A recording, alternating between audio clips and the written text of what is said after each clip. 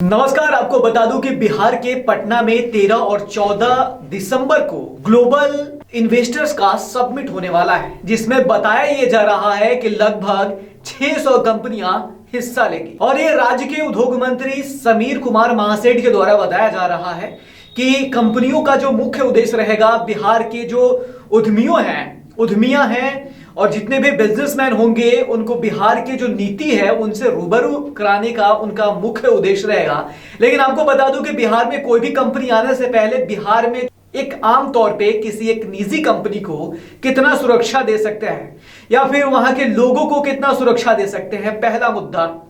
उसके बाद आएगी कि आप अपने तौर पे, खास तौर पे आप क्या कर रहे हैं उन कंपनी को यहां लाने के लिए। तो पहली बात सामने आ चुकी है कि सबमिट कर रहे हैं, जिसमें से 600 कंपनियां विदेश से लेकर देश से सभी 600 कंपनियां बिहार आ रही है एक सबमिट में।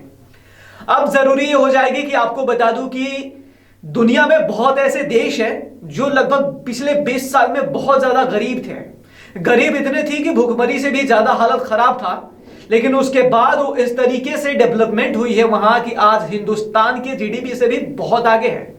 आपको बताना चाहूंगा कि इसमें सबसे पहला आएगा सिंगापुर की हालत अगर 2000 पहले देखेंगे, यानी 2000 से पहले की हालत देखेंगे तो उसकी हालत काफी ज्यादा खराब थी। भूखमरी थी, बेरोजगारी थी, गरीबी थी। लेकिन उसके बाद अभी देख सकते हैं कि सिंगापुर की स्थिति क्या है। उसके बाद अगर हम बात करेंगे दुबई की भी हालत भी ऐसे ही थी। अब हम बात करेंगे चाइना की भी हालत बहुत ही खराब थी। अगर हम 2000 सन के पीछे चले जाएं तो चाइना की स्थिति उतना बेहतर नहीं थी। लेकिन इस सभी चीजों में जब मुद्दा आप समझेंगे तो समझ आएगा कि किसी भी कंपनी को वहां एस्टैब्लिश होने के लिए बाकी तमाम सुविधाएं के साथ साथ उसकी सुरक्षा बहुत जरूरी होती है। ऐसा नहीं होना चाहिए कि कोई उद्योगपति बाहर रोड पे चले, उसे रंगदारी मांगना शुरू कर दे और कनपट्टी पे गन सटा के उससे पैसा तसीलना शुरू कर दे। ऐसे हालत बिहार की में नहीं होनी चाहिए। पहले सुरक्षा बहुत इंपॉर्टेंट चीज है। अगर बिहार में किसी कंपनी की हम सुरक्षा देते हैं तो तब जाकर कहीं कोई कंपनी विश्वास करेगी और वो आना शुरू करेगी। तो सबसे पहले यहाँ की जनता है उसको सुरक्षा देना शुरू करिए, फिर जितनी भी कंपनी आएगी उसको सुरक्षा देना बहुत ज्यादा जरूरी हो जाएगा।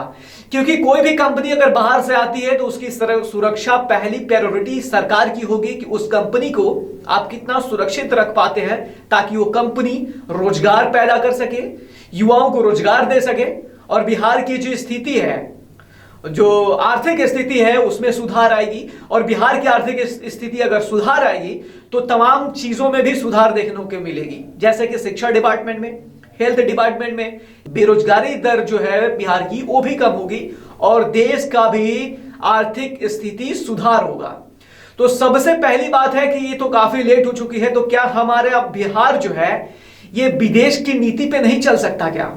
जो स्थिति, हालांकि दुनिया में बहुत ऐसे देश हैं जो बिहार की जनसंख्या से कम है, इसके बावजूद भी उनका जीडीपी बिहार के नहीं, उत्तर प्रदेश के नहीं, महाराष्ट्र के नहीं, चेन्नई के नहीं, बेंगलोर के नहीं, बल्कि हमारे देश भारत से भी उनकी जीडीपी ज्यादा है।